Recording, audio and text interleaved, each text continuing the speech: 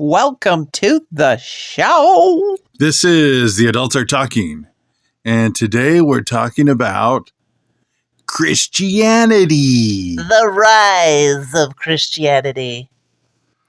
There's a new report out that there is a rise in Christianity. Let's play the clip here real quick. A Christian revival across the country. Bible sales increasing over 40% since 2022. Religion app downloads surging nearly 80%. That increase since 2019. And Christian music Spotify streams up 50% from 2019. Our next, a Christian revival across the... So that is from Fox News. Bible sales are up. Religion and spirituality app downloads are up. Music on Christian Spotify. music on Spotify is up. Mm-hmm. Now, just for full disclosure, we are not Christians. We are what is called Messianic Jewish. It's basically a form of Judaism that does believe in Jesus, but in the Jewish context.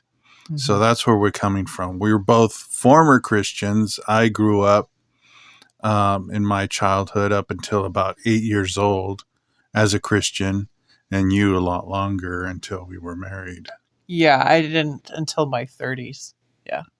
Yeah. So, but yeah, you grew up Jewish, basically. Right. So we live in a Jewish way, just like Jesus. So we mentioned that just so you know where we're coming from. But this news is good for the most part, I think. What do you think, Deb? I think it's good. I'm in support of Christianity as long as it doesn't get tainted with anti-Semitism, because unfortunately it has a history of that. But if they're if they stay in their lane and don't say things like Tucker, where it's like, they're not Jews are not the chosen people, Christians are, things like that. As long as they stay in their lane, I'm fine with that. I'm in support of it because most of our country was founded on Judeo-Christian values. Let's just say that. Yeah, there's been a lot of discussion about this specifically, chosen Israel, what that means, and we'll get into that in a second. But yeah, I think just getting back to the original idea, is it a good thing? Yeah, I think for the majority, it's good that people get reconnected to the Bible, reconnect to spirituality with God, the God of Israel. And the reason we say that is to identify which God we're talking about, because that's how he identifies himself in the Bible. He's not just some universal God. He identifies himself as the God of Israel. Yeah. That's his name, that's his title, that's his identity. Yeah. God has chosen to identify himself to the world through Israel. Mm-hmm. That's what it means for Israel to be chosen. God has chosen Israel as a way to reveal himself, just as he revealed himself through Yeshua. Yeah. Jesus. And so, yeah, like you said, as long as Christianity doesn't, and that's why I think it's kind of a double-edged sword, because there is a lot of that. Just today I saw there was some account on Twitter or X, see if I can pull it up here. Yeah, and in the meantime, while you find that, I will say this: the revival does make gospel music a lot better, because when we were growing up in the 80s and part of the 90s, it was really cheesy, and there's been a surge over the since 2000 where there's been really good, well-produced music coming out. There's some, but I'm more old school, so I like the other stuff. So there's this account. Let me just So yeah, there's this account on X, Honest Youth Pastor, and he says, if you insist on saying Yeshua instead of Jesus, I find you annoying. I'm not sure we can be friends. Oh, So it is just like the ignorance is like a bold, proud ignorance, almost like the LGB community is so proud to be gay that they call themselves pride. You know, yeah. it's like this really proud, rebellious attitude. Yeah.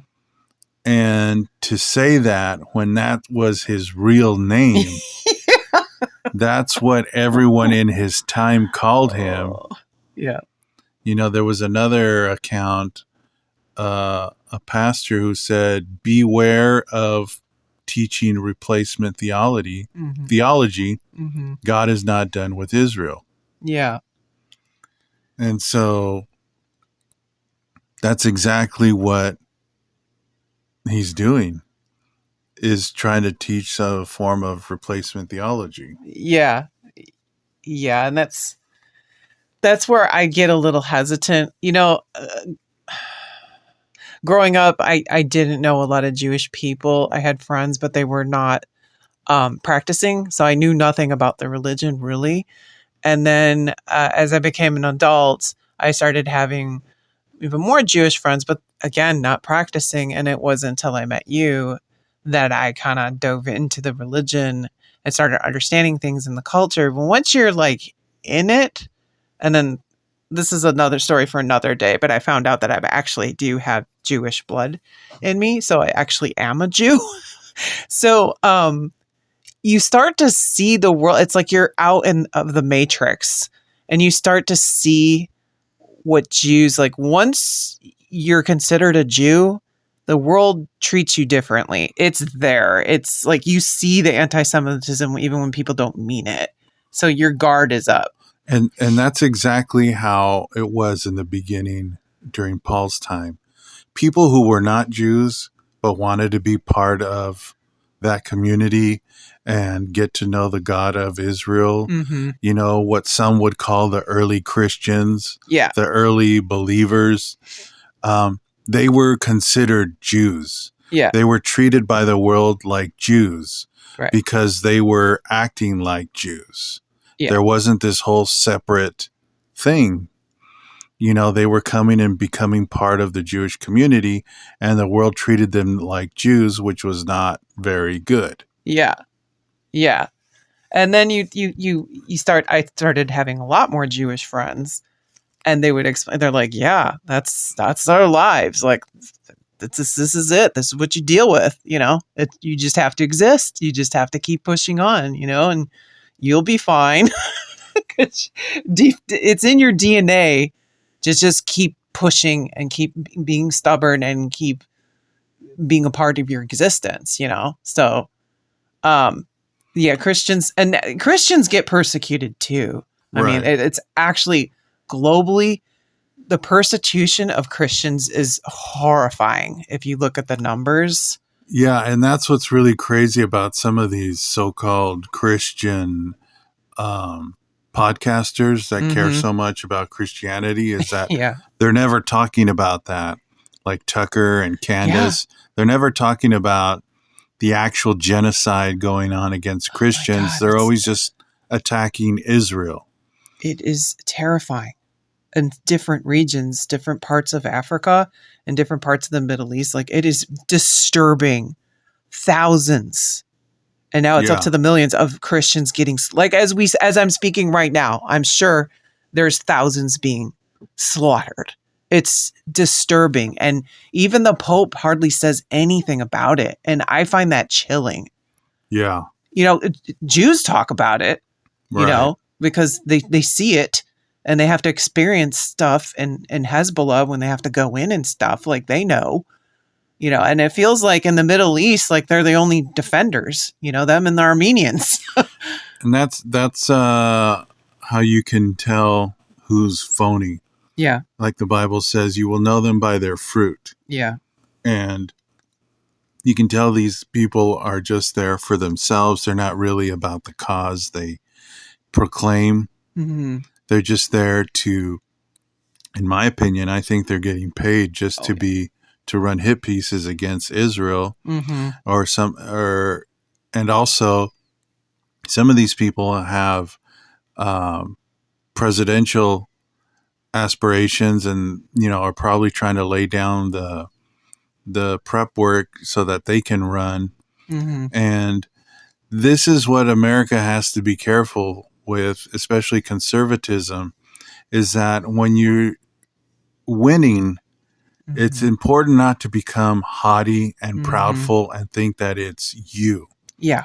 The God of Israel allowed all these wins, and we can't take these wins as a sign to now start proclaiming our own strength and our own way and thinking that, it's our own theology and that it has replaced,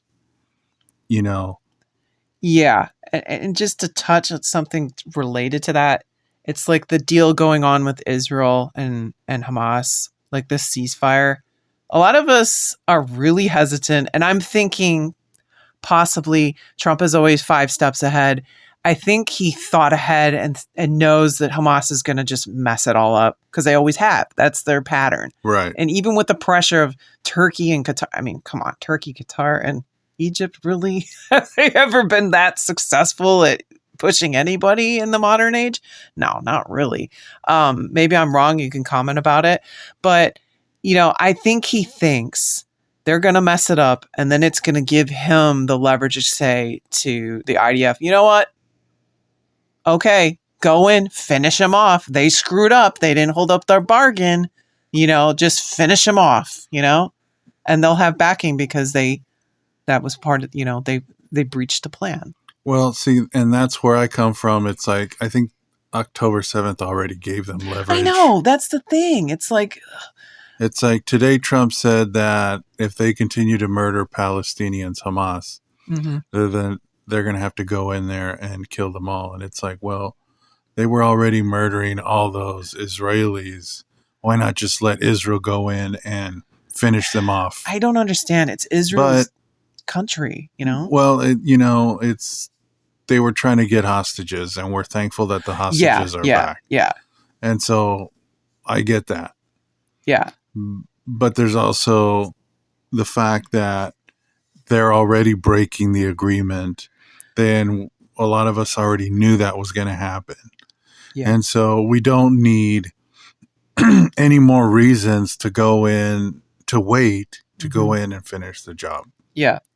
Well, and also, they're not reporting in the mainstream media, but Hamas is like going out and slaughtering publicly children that are Palestinians, Gazans, and just like brutally murdering them, probably by the hundreds now, in their streets, and filming it and then putting it on, their news sites or whatever. And we have, because of X, we're able to, Americans are able to pull that in footage, and Israelis, and they're like, hello, sounding the alarms, like this has just become barbaric. Like they're way out of hand, and honestly, IDF is the only one that can kind of get a handle on it, because US doesn't want to be that involved with it, because they don't want to deal with, that. And it's really nice to see, getting back to the Christianity being on the rise, it is nice to see all the Christian support for Israel. Yeah. There are a lot of Christians who get it and understand that God has a covenant with Israel. Yeah. And that even though this modern semi-secular nation government is not entirely observant, does not mean they're disconnected from God's plan. Does not mean they're disconnected from Israel. They are Israel. Yeah. This is Israel right now. And it's made up of a secular government, just like we have. Our government is secular. Yeah. And so, but that doesn't mean it's disconnected from God and God's plan. Mm-hmm. You know, there's a lot of people in Israel, not just the government, and even within the government, who are not secular. Yeah. And so, Well, it also gets complicated because there's so many Arabs that live in Israel and that are part of the government too, that, you know, that are not for Palestine at all. You know, they're in the IDF fighting, you know. but I'm thankful that there are a lot of Christians that understand when God says something, he means what he says. Yes. You know, and it doesn't matter how we try to define Israel today. Mm-hmm. When God says Israel in the Bible, he doesn't say, well, you know, I mean Israel this way, and if in 1948 they create this different government, Mm-hmm. that's not the Israel I'm talking about. I'm talking about this, you know, God didn't put all those. God just said Israel. Yeah. The apple of my eye. Whoever touches the apple of my eye. Mm-hmm. And so whoever blesses Israel. Mm-hmm. And the reason why that's important for us, for those who are not Jewish, is because God is trying to establish a type of relationship for the world to see, Yes. for them to want that. God does offer that to everyone else. Yeah. Well, it says, I don't remember the scripture, but it is in the Old Testament or in the Torah, you know, when God talks to Abraham, he says, like, you know, he's talking about the blessings. He's like, you know, it's to the Jew first, but eventually everyone is going to be asked to follow. Right. I am paraphrasing terribly, but am I not right? That Right. There's, you know, he says everyone's going to be asked at some point whether you're going to follow this or not. Right. Just like in the solar system, you know, things have cycles and things rotate around certain planets first, and then they make their way around to the other Mhm. parts of the solar system. That's just the nature of our world. Yeah. And so that's just the way it's set up, to the Jew first, and then, as Paul says, and then you go and you take it to the non-Jew. But the reason Israel is chosen is because God had to establish something somewhere first. Yeah. You know, why should the branch be jealous of the seed? Yeah. You know, just because the seed comes first, you know, that's just the way it goes. That's just the way a tree grows. Yeah. And so it's nice to see that Christians are supporting Israel because they're essentially supporting themselves. Yes. You know, Yes. it's the root for the tree that they are grafted We're into. all in this together. Right. And so, yeah, it is nice to see Christianity on the rise. I do think that, you know, because of it, there's going to be other elements of Christianity that don't quite get it yet or are rebellious to the truth because, you know, they're trying to make themselves the main character. Mm-hmm. And when we do that, in my opinion, you kind of become like Islam. Islam is Oh. trying to make itself the main character, Yeah. trying to delegitimize Israel. Mm-hmm.